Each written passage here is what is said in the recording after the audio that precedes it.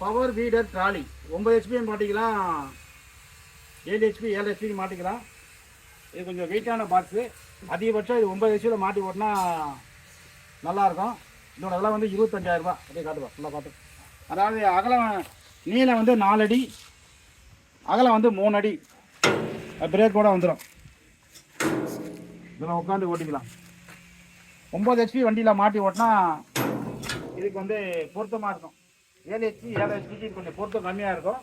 9 HP வண்டினா இது heavy duty, 25,000 ரூபா. 3 அடி அகலம்,